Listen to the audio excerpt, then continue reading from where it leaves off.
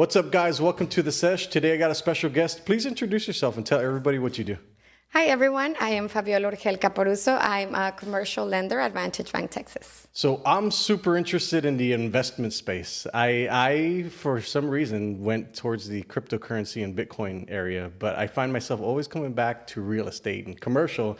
And a lot of the people I've been chatting with lately have a ton of investments in real estate and commercial real estate like that. So I kind of wanted to pick your brain and find out how I can get into the space as well. So let everybody know what you do professionally.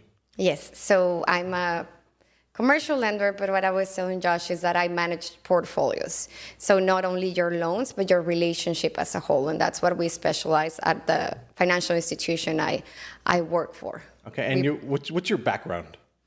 I studied economics and communication studies. Okay. So for some time I wanted to be in the TV industry.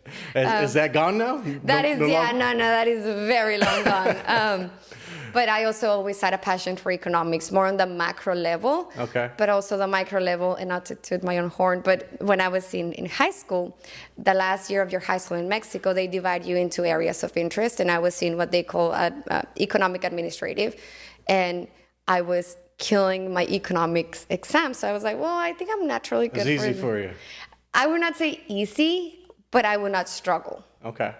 Yeah. I've always experienced the opposite because I always have to study really hard and I have to be really into it. Yes. Otherwise, it just goes out my brain. Like recently, I've been doing some studies at UTRGV with they have an emerging technologies course. Oh, yeah. And it's pretty interesting because it's about AI, blockchain, and It's very interesting to see the world that's coming So last year is the first time that OpenAI released ChatGPT. Yes. I got it in January 23rd, and it's only been a year, but the progress that AI has made, do you find that scary or exciting? Because I find it exciting. I think it's exciting. For full disclosure, I haven't used ChatGPT. I'm probably the only person that... No, there's a lot, trust me. Yes, I haven't, but everyone that have used, all my friends have used it and they swear by it. They say it cuts your time, and especially when you're having writer's block, that it cuts it by...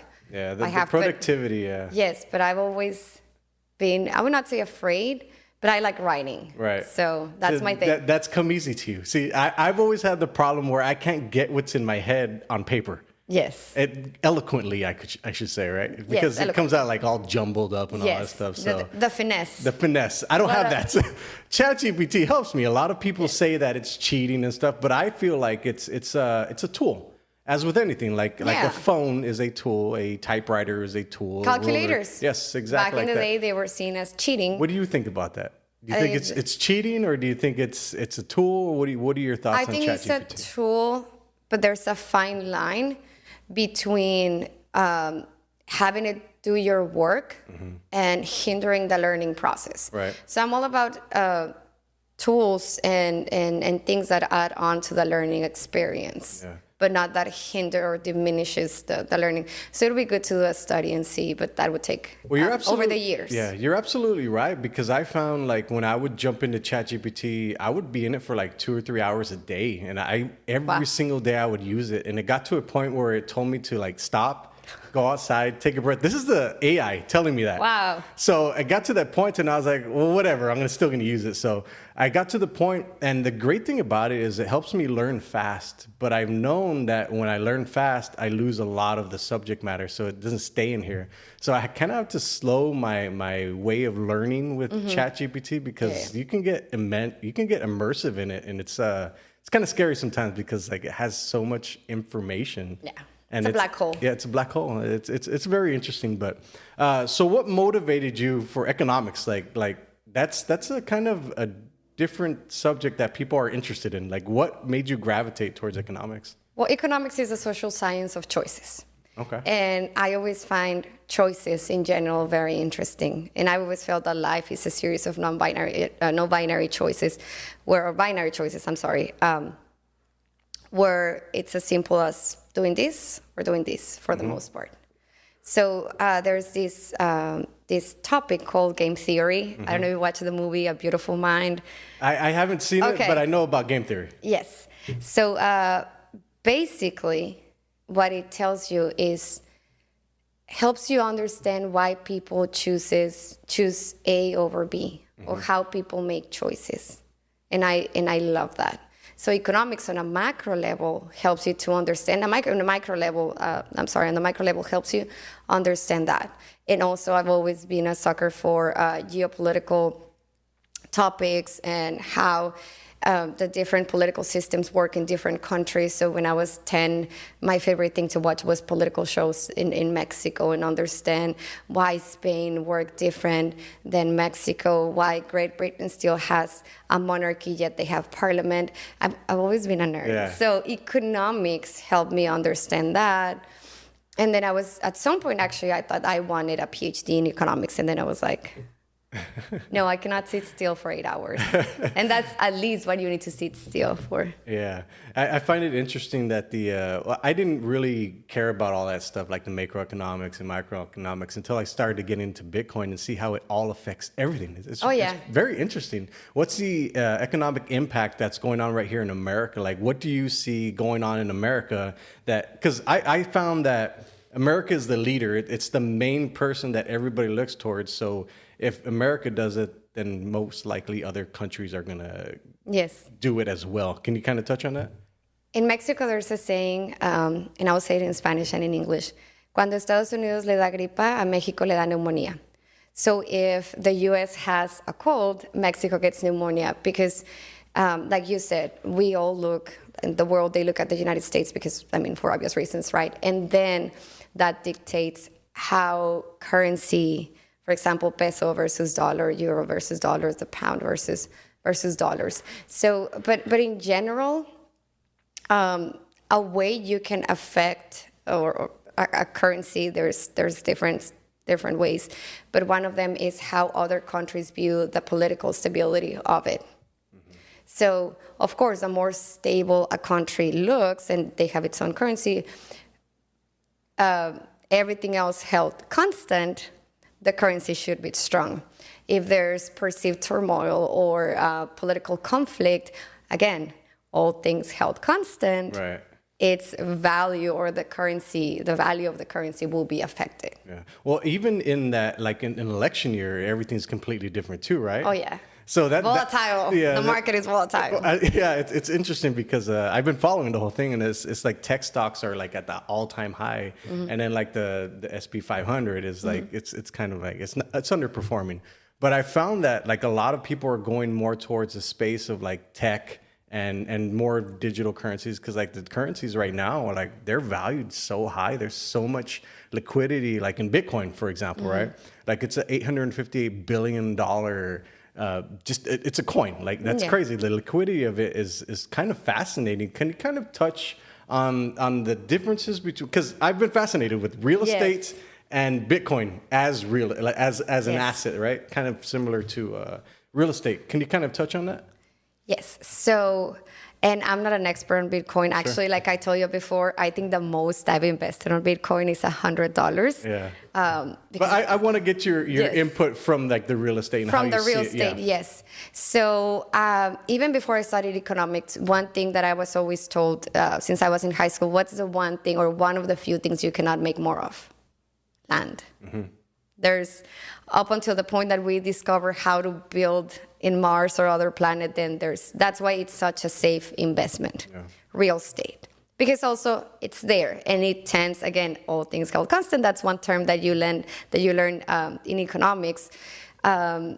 Ceteris paribus, all things held constant. It should appreciate in theory, in value. Your home each year should, or for the most part, tends to value more and more each year. That's why people feel so confident investing in real estate.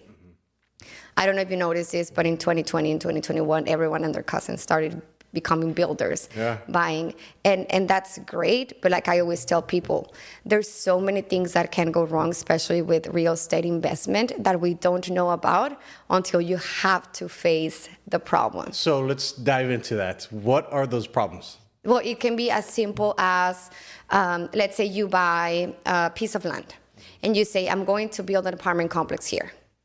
But then after you buy the piece of land, you discover that there is not a power line, or sewage or a water line. Well, I've seen cases where bringing any utility to a piece of land can run into the $200,000 to $250,000. Wow. Then you have to have your permits. Well, permits, city permits and construction permits, or any kinds of permits, take a long time, and you need to know what kind of permits you need, and those are the problems. And let's say that you got a loan with the bank, and usually what we do is for construction we have an interest-only period, but after that you're responsible for your P&I payments, principal and interest. And if you're not very well versed, you can easily run over your interest-only period, and you have to pay your P&I payments. I got you. Okay. Yeah. So okay. I see what you're saying. So there's a learning curve that you have to. Oh, there is a learning curve. So somebody just can't go into like, hey, I want to buy this shopping plaza, because that was my next question. How can I borrow money from you to open a shopping plaza? Yes.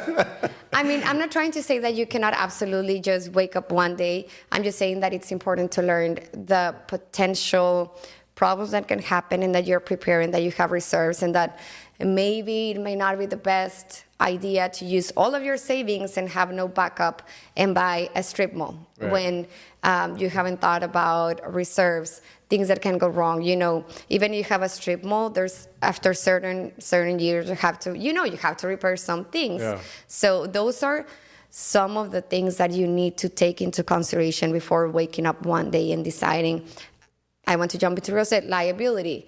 Again, I'm not trying to discourage anyone, but like I tell people that have come to me and say, I want to build a house. I'm like, okay, just understand the risks. There's always risk, especially right now where we are on a high, and I say this because I know people would tell me, well, in the 80s, on a high interest rate environment. Yeah. So.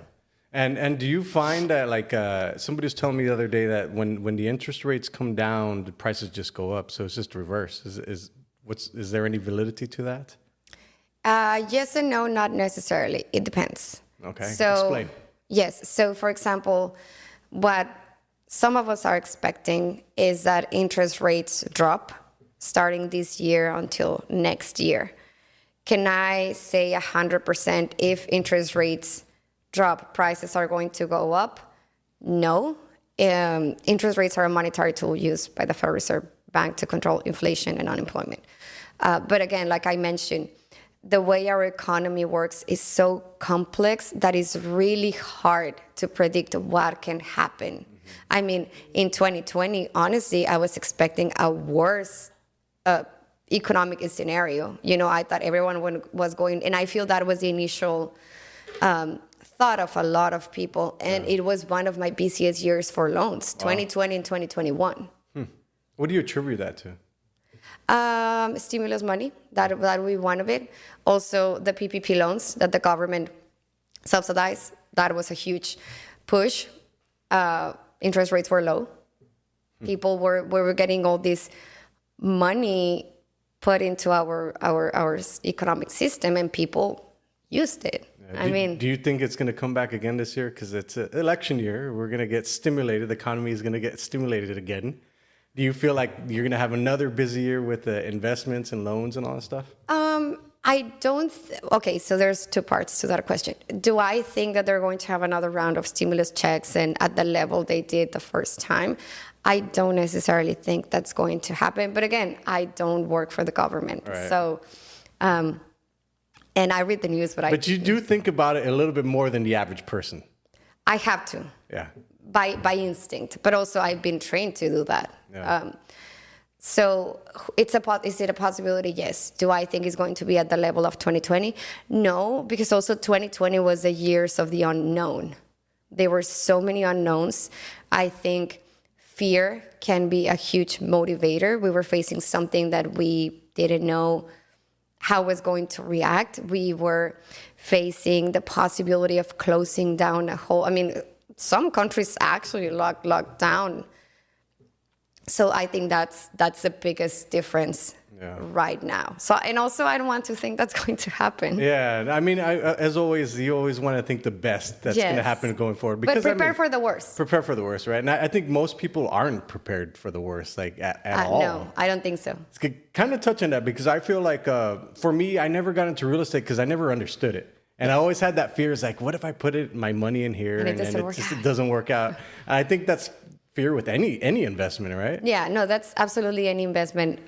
When I walk in here, I think I mentioned that I have a financial planner because I don't, in all honesty, I don't 100% understand the stock market. And I don't have the patience to every day check how my stocks are doing and how I don't. Yeah. That's why I don't do my own investing. Well, what's interesting about that is, and this is where I kind of like, because I was talking to my dad, and my dad's relatively well off, right? He owns a business, and he's been investing in the stock market forever. And he told me the other day, is like all of his stocks just are gone, and he's had a financial advisor for the past 40 years. And he did the same thing. He's like, I don't have time to be checking this. I just literally do not have time. So I was like, we kind of have to be the person to manage your financial parts. It's like, it's kind of scary because you're trying to run a job, you're trying to work, you're doing all this stuff, you have a family. And then also on top of that, you got to do your finances and all this other stuff. So it's like, it's an interesting take that I learned. Is like, the lesson I learned from my dad was like, you literally have to watch your money, every single penny of it, where it's going, what it's doing, and all this, especially in the financial market. Absolutely. And what I said that when I said that I have someone manage my money, I don't mean that I completely never check how my investments are doing. For sure, yeah. And we have quarterly meetings, and so far it's been really good. Yeah. So I don't have any complaints right now. No, but it is very true. Also, it's important to know yourself and your risk. Yeah. Your risk for your appetite for risk. What's your risk tolerance? Surprisingly, very low. Wow. Okay. For my money. Right. For everything else. No, actually, we had to take a test when we hired the person that manages our money, and it was moderate. Okay. What would you rank me on? I have a business, a cash flow business. I stuff everything that I don't need after bills are paid into Bitcoin. You think that's a high tolerance, low tolerance? That's extremely crazy. That's extremely high tolerance. Why do you think that? Because I feel within the Bitcoin space, the cryptocurrency space, it is the most conservative bet. Yes. What do you think about that? I mean, again, I don't fully understand it, but just based on regulations, as far as I know, it is not really regulated or backed up. For instance, banks, at least banks are insured by the FDIC, so up to $250,000. You know, if whatever happens, at least you got that. And then actually there's products that some banks have access to, that some banks offer, where there's a way to secure all of your money using FDIC insurance. Okay. So that's the only reason. And because I've heard people that went into Bitcoin, Dogecoin, I think. Dogecoin, yeah. Yeah. And they lost everything. Thousands and high thousands. I'm not talking like 1, 2, 3, 5. Yeah. So it's an interesting thing because there's so many cryptocurrencies out there. It's like I went through the whole bear market, and I was just seeing my portfolio like at negative. I was like, ooh, it was like, ugh, it was bad. But anyways, I stayed in the course and I just kept going. And then I dollar costed average, right? I happened to be lucky because I invested every single week for the past like 3 years. Yeah. And I look back at my portfolio, I was like, oh, this is like significantly up. This is cool. Yeah. So I think it's just like a cycle of how it always works. But let's talk about the Border Economic Development and Entrepreneurship Symposium. Oh, I'm interested in that. Let's chat about that. What is that about? Yes. Well, it was. I don't think they do it anymore. But back when I was in college, it would be this 2-day event where we will bring in experts from the Federal Reserve Bank, from some banks from Mexico. I think we brought at some 1 year someone from Banorte. We will bring people from the Pew Research Center, Mark Hugo Lopez, and they will talk about the economy in the border. They will talk about the economy in Texas. And the border is such a unique place with unique dynamics, economic dynamics and social dynamics. So we will talk, I was not an expert. They would talk about how the area, how the state, how the country was performing and compare. And also, like I mentioned, we were bringing experts from Mexico, and they will talk about it. And then we will bring, from the Federal Reserve Bank, experts talk about monetary policy, economic policy. So it was very interesting. It was a very knowledgeable event that was. And the greatest part of it is that it was inclusive of everyone, from students to policymakers to business owners. So it was an open invitation. Okay, let's stay on that subject about the border. I think the Rio Grande Valley is a special place. Like I don't think people really get like how awesome the valley is, and yes, and I always have this problem because I do a lot of social media, right? Mm-hmm. And somebody's always saying like, don't focus on the valley, like nobody cares. I was like, I'm from the Valley. Like, I grew up here. I want to give back to Valley. Like, this is where I grew up. I know people here. I have family here. Why wouldn't I like support the Rio Grande Valley? Like, that's part of me. Yes. And it always bothers me when people say, it's like, forget the Valley. Like, go somewhere else. And I'm like, I don't want to go anywhere else. Like, I enjoy the Valley. Mm-hmm. I want to lay my roots here, and I want to be able to make it prosperous, right? Let's talk about that border. That's how special the Rio Grande Valley is, since it is, 1.2 million people here, 1.3? I think so. And then 1.4 million people travel every year back and forth. What do you see on your end as far as like from where you are with the bank? What do you see like that relationship being? Yes. I have a lot of customers, domestic customers, and also I have a lot of international customers, mainly from Mexico. What would you say the percentages? I think it's fairly even. Okay. Yeah, fairly even, maybe a 60-40. Wow. 60 being international? Domestic. Okay. And 40 being international. Okay. Yes. Okay.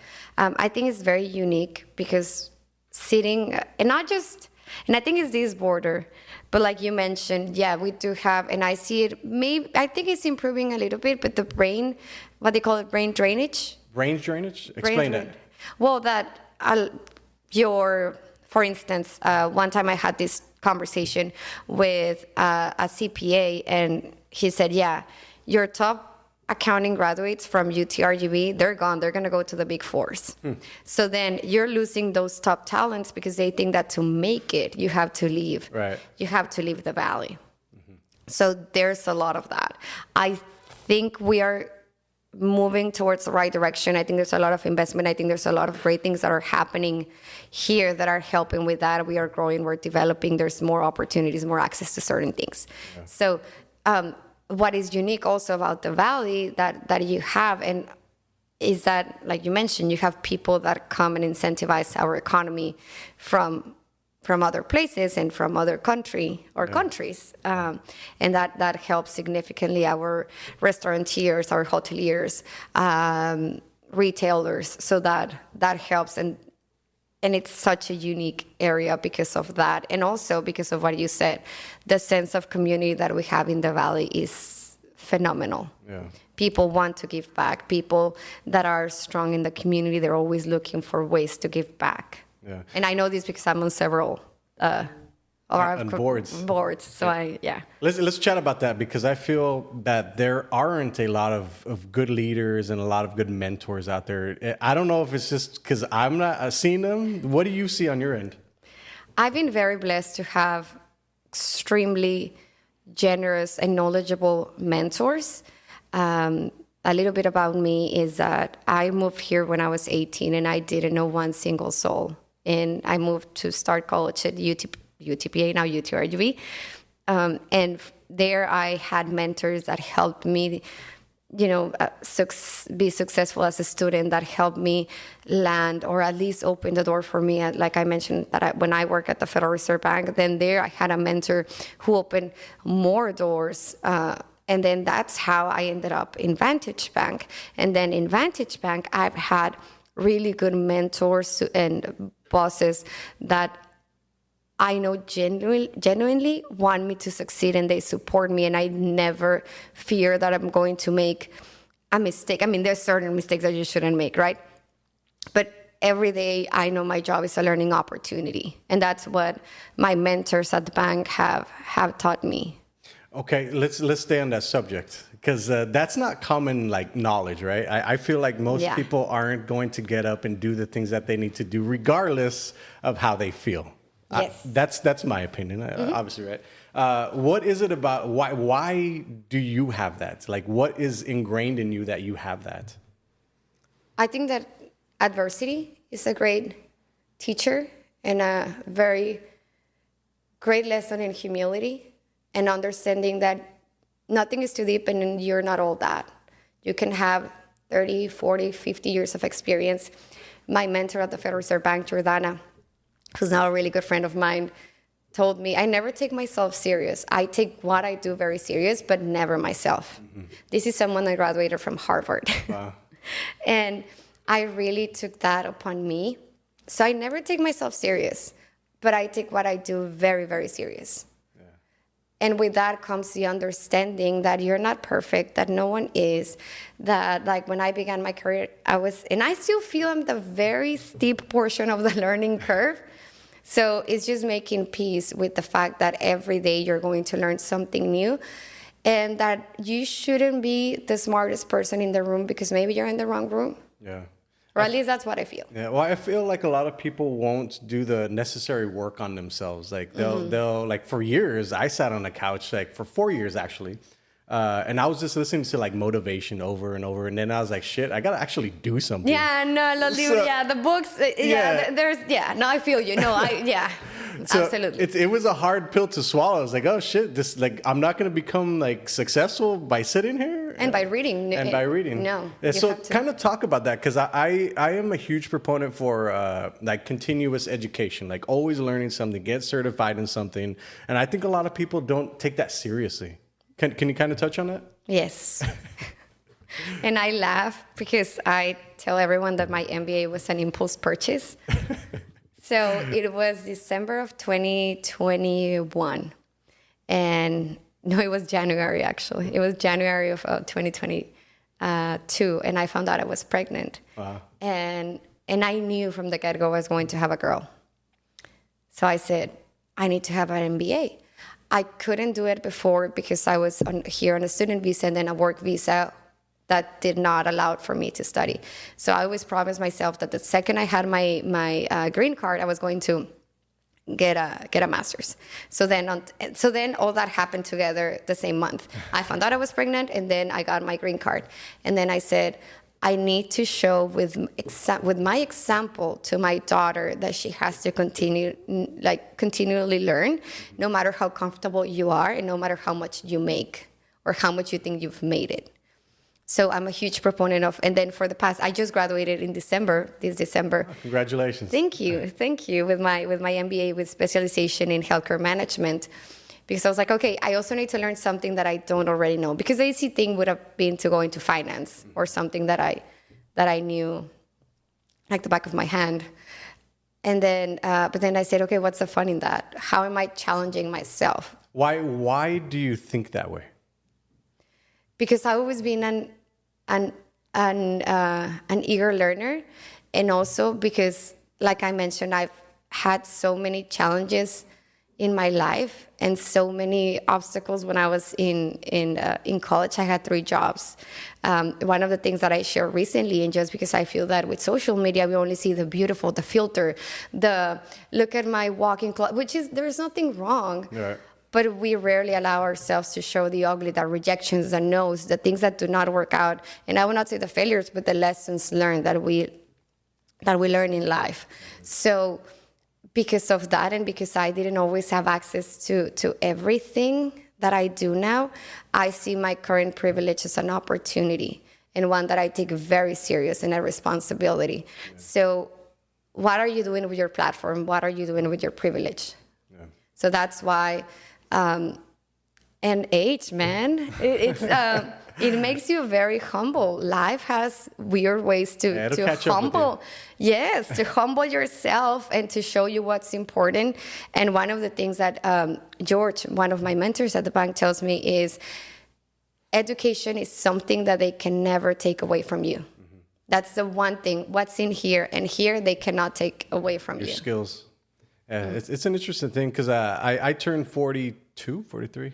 I literally stopped counting after You're 40. Like, I know I'm not 45. I do, yeah, I'm not 45. Yeah. But I found out that like fitness, exercise, food, feeding my brain, feeding my body, I want the body that's going to carry me into my 90s. Because Exactly. if I find out that my grandpa's 93, right? Yeah. So if I get to live that long, I want to be able to be moving around and use the restroom by myself, Exactly. you know? Like those little things I don't think people really think about, like when they're, because I used to be obese. Like I used to weigh 250 pounds. I got down to 186. Now I'm at 200. I'm at a manageable weight that I enjoy, right? But I stay active and I hate it. I don't like doing it. I tell my trainer all the time, is like, I don't like coming here. I'm smiling all the time, having fun here, but I don't like lifting heavy weights. And he's just like, yeah, whatever. But I don't think people really understand that I really don't like working out. I'm only doing it because I enjoy the body that I have. Of course. I feel more like able-bodied, right? Like when you go out into the world, you want to feel able-bodied. Yeah. And I feel like most people lack that. Do you see that? Oh, absolutely. I'm one of those people. Well, you went on a fitness journey, right? Yes. Well, I've been consistently working out since 2018. Do you like it? No. Okay, awesome. High five right there. High five. No, no, I'm not going to say whoever says they like it, they're lying. There's some people that enjoy But that no, stuff. they are. But I'm very disciplined. And the way I see it is, like you said, I don't do it to look a certain way, but to feel a certain way and to be able to play with my daughter, to be able to get up the stairs. I'm like, what if there's not an elevator? You know, I think all of those things. And also because I see the rise on heart disease and diabetes and obesity. Especially here in the Rio Grande Valley. Especially in the Rio Grande Valley. So I do it for those reasons. But absolutely, for me, it's discipline. I'm a very disciplined person. Where did you get that from? I think myself. Okay. But also my dad has always been a very hard worker. And one of the things that my dad, and I live by this, and sometimes I hate myself for this, is that he would always tell me, so my dad would always tell me, do the right thing, no matter how hard it is. So to this day, even days that I have to make those difficult phone calls, I'm like, okay, if deep down I know in my heart that I'm doing the right thing, I can make peace with myself, whatever the outcome is. Yeah. Whatever the outcome is, I know I'm doing the right thing. And my dad and my mom, since I was like 12 or 11, one day she sat me down and she was like, Fabi, there's not good and bad fates or destinies. There's good and bad decisions. You don't necessarily wake up one day in a bad spot. It's a sum of bad decisions and poor choices, and that's. That makes sense. Yeah. And that's why I'm like, okay. The more good decisions you make over time, The more likely. the better you have. I mean, there's certain things that can happen, right? But the other day, I was actually having this conversation with my mom, and I was like, I feel at peace. And I think that's the new wealth, the new. Yeah, because I feel at peace. Yeah, the world is so fast, and there's so much going on in the world. It's like if you can control, and this is some people have a problem with it when I say control your feelings, because a lot of people I feel they can't. Yeah. And I only barely understood how to control my feelings, and sometimes my wife was like, "You lack empathy." I was like, I don't think I lack empathy. I mean, I feel empathetic, but I'm able to move past the decision like right then and there. Like I get like the emotion of it. Like, cause I get like in business, like, you're going to get punched in the face some days, and then some days are going to be awesome. Yeah. But like, you still have to get up and do what you got to do regardless. So I feel like I don't think it's so much a lack of empathy. Maybe. No. I don't know. What do you all think? How about that? So, but I feel like you still have to get up regardless and do the things that you need to do, because at the end of the day, you still have bills. You still have to pick up your kids at school. You still have to do all the things that you need to do. So those are my thoughts. Sorry, I went off track. Let's talk about you wrote a paper that is pretty interesting. It's the effect of disability income on retirement decisions and wealth, right? And wealth, yes. So I found out that I believe by the number of Americans ages 65 and older is projected to increase by 58 million. Well, it's 58 million right now, and it's projected to go up to 82 million by 2050. Like, can you kind of touch on the aging demographic in America, and then how your paper like goes into that? Yes. Wow. I wrote this a lot when I was smarter, or at least more into research, when I had more time to analyze data. But no, basically what my paper says, unsurprisingly, at least to me and when I talk to people, is that disability does play an impact on wealth and on the decisions you make towards your retirement, but that's also affected because of salaries, employability, and other factors. You talk about the aging population, and I think one of the things we're all very aware is that, like you mentioned, we're an America, the United States of America. It's an aging population, and we're going to see a lot of people going into retirement. So that's one big thing, Social Security. But basically, my paper was written at a point when I would see, or I wanted to understand, the specifics of how disability impacted the access to building wealth. Okay. Because it's despair. There's a disparity there. People with disabilities, and there's a range. I mean, of humongous range of disabilities. And then there's disabilities that are not precisely seen or visible. Yeah. But yeah, that's in a nutshell what my study was about. And what was like one of the most compelling things that you learned from that? That I think it was almost, I can't remember the specific figure, but I think it was almost by half the difference between retirement income of a person with disability compared with its counterpart. Wow, that's pretty significant. I think it was like 40-something, 43. Well, there's a huge portion of the Rio Grande Valley that's in poverty. Like, are you aware of that? Oh, absolutely. We live in the poorest area in America. I think when I was in college, one of my mentors, Dr. Davila, was doing this study on this, the poorest area in the country that year, and I think it was a colonia called El Muñiz, or if I remember correctly. And you see the poverty, and you see the need, you see the colonias down here. When I was in the Fed, I helped with a study about the colonias across the U.S. border, and about the digital divide, and how something that most of us take for granted makes an impact, like access to internet. Yeah, it's crazy. In learning, and how that impacts learning, and then how learning impacts other areas, and so on and so on. It's so systematic and deeply rooted, and like a cycle. It's a cycle that it's hard to break. I heard that by 2030 that all of America will be connected to the internet, so the digital divide should be gone. I saw that there's two companies investing heavily in the internet infrastructure here in Hidalgo County specifically. So that like shows you like where we're going in like a digital world, right? What do you see on your end as far as that, like the digital parts?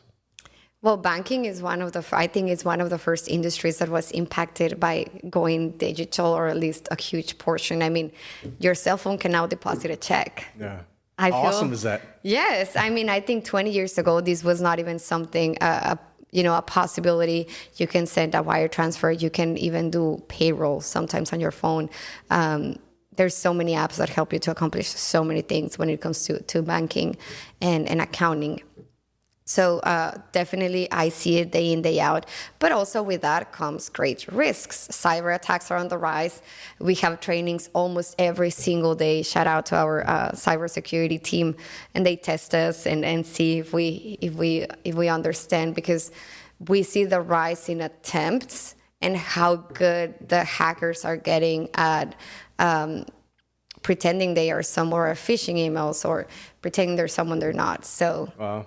Interesting. It comes with a lot of responsibility. Yeah, I've been one of those impulse purchases, like for your MBA, is one of my cyber things. I want to get into cybersecurity, and I bought a course impulsively. Yeah, well, it's interesting because I see that that's where everything's going. Like the digital world's like, I feel like most people need to up their skills, especially like for me, like in social media, I'm doing marketing and advertising. I got that down, but I want to dive into AI and blockchain and like cybersecurity is going to be something that I feel like we're barely at the beginning of where it's going to go. So Yes. I'll always have opportunity. That's what I think most people need to take advantage of is opportunities, and you got to be prepared for them. Like, Yes. there's no better way than to start learning and getting certified. And, Growing with it. yeah, growing with it. It's easier than learning later. Yes, That's why absolutely. technology comes so easy to, or easier to Gen Zers, and because they grew up with it. Yeah, they grew up with it. And that's part of the digital divide. Yeah. Let's chat about the commercial real estate. Let's go back to the commercial real estate in the Valley. As far as like the economic stuff that's going on in the world right now, how does it affect the Rio Grande Valley commercial space? The world, like development in the world, yeah. well, we live in a globalized community. Of course, the more, let's say something simple, the more a franchise of a certain real estate business or a property goes up, the more we're going to potentially be tempted to bring it here. And we see it. I think there's no secret about what is being built in North McAllen. Your guest last week or this week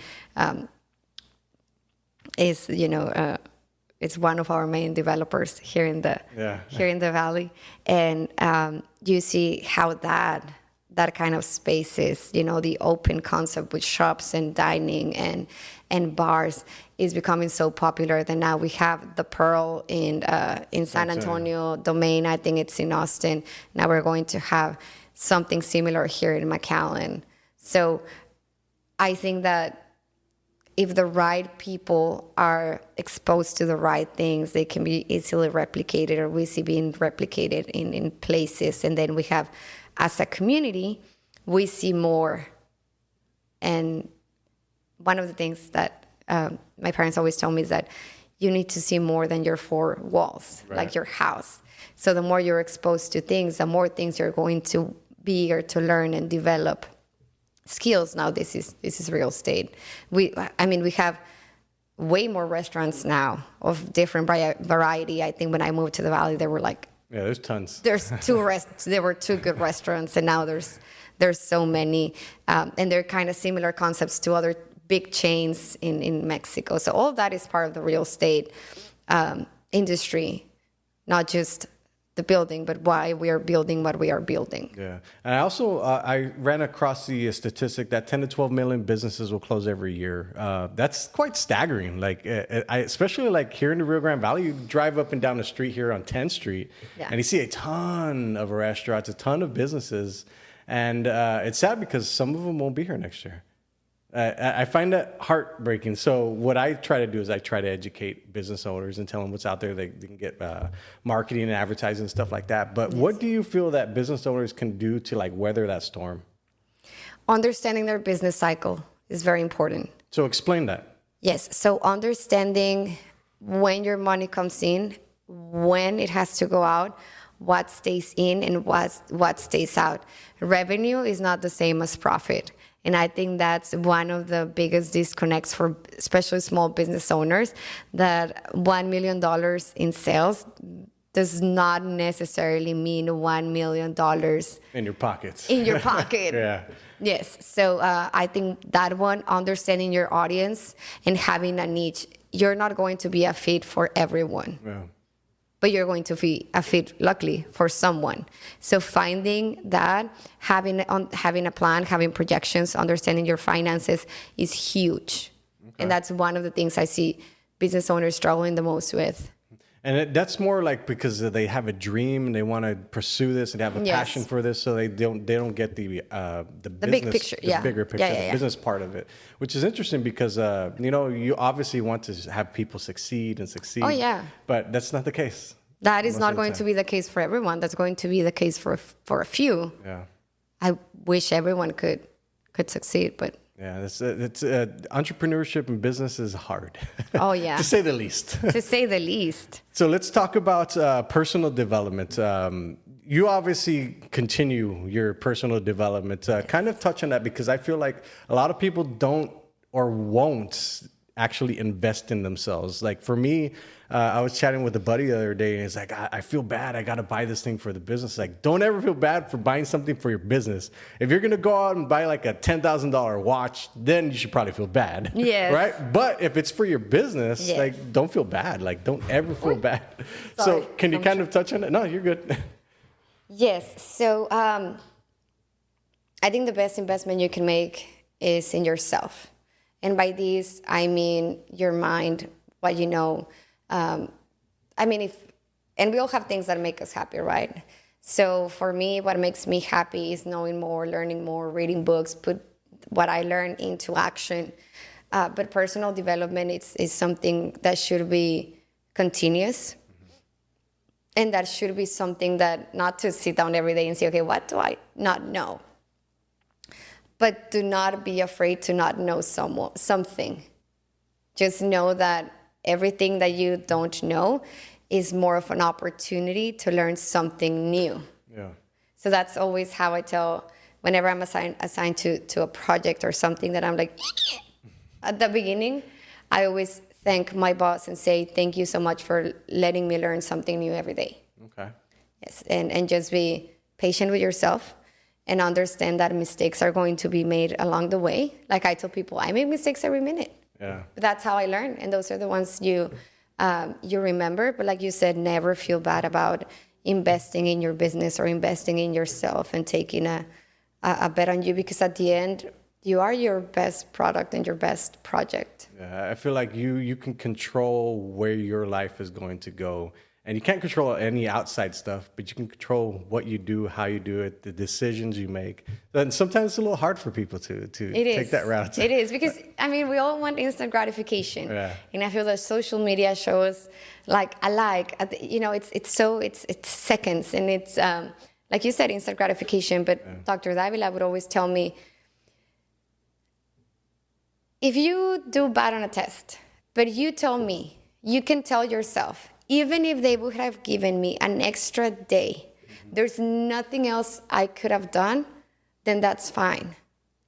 You cannot control the outcome on many or almost all situations, but the only thing you can control is the effort that you put in. And as long as you can tell yourself, there's nothing else, even if they would have given me an extra day, an extra month, an extra year, then whatever happens, it happens. You can't control it. You can control life. You can control anything but yourself, your reaction, your emotions, the way you treat others. Yeah. Let me ask you a philosophical question here. And let me preface this. Yeah. So if I were to get a piece of paper and I got 1 to 100 years old, right? And now I'm 42, so I cut that piece off. That's gone. This is all I have left to do whatever I'm going to do. 42 to 65, I would say I am going to be a player in the game. Yeah. After that, I might start slowing down. So I got maybe 23 years. Mm-hmm. How do you view time? How do you specifically view time that you have left? I see it as an opportunity. I see it as a way to impact those around me, my community, and I always try every single day to make, and this might sound cheesy, but this is what I do every day. I do try to make the world a better place. Why? Because that's the only thing that people will remember. That's the only thing that you will remember at the end of the day. Well, let me challenge you on this. When you pass away, mm-hmm. and far into the future, 200 years from now, you're forgotten. What do you think? Because, I'll tell you why I'm asking you this, because I heard somebody say this, and I thought he was a mentor, because he is a mentor, right? Yeah. And I was listening to him, and he was like, in 200 years from now, you're going to be forgotten. Nobody's going to care. You're just going to be a blip in the radar, and then you're vanished. And that got me thinking, I was like, why? I hated hearing him say that. Like, it bothered me so much. But I was like, well, he's right. Like, there's some element of of truth to that. But who cares about what's going to happen in 200 years? I care what's going to happen tomorrow, next month, next year. And I do know, and this might sound presumptuous, but I do know that if I was to die tomorrow, the people I've interacted with would know that at least on my end, I always try to do the right things and I try to help as much as I could. And yes, you have to be realistic. Believe me, those close to me know that I can be very objective, regardless of whoever is on the other end of the table. I can be extremely objective. But also, because like I mentioned, I've been through so much hardship, I'm trying to leave a positive mark in the world, because the world is already a very... Yeah, I get you. a very crazy place. So I don't care if they're going... honestly, I don't care. I don't care if they're going to... I don't care what people... honest truth, what people would think about me, or if they would even think about me in 200 years. But like I told you, I'm at peace. Yeah. And that comes from knowing that I've done the right things. Like someone told me, bad things also happen to good people, and good things happen to bad people. Mm-hmm. There's no doubt about that.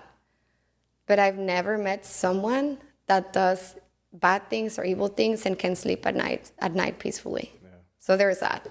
But I don't think that everything is going to be going good in my life just because I'm a good person. No, absolutely not. Yeah.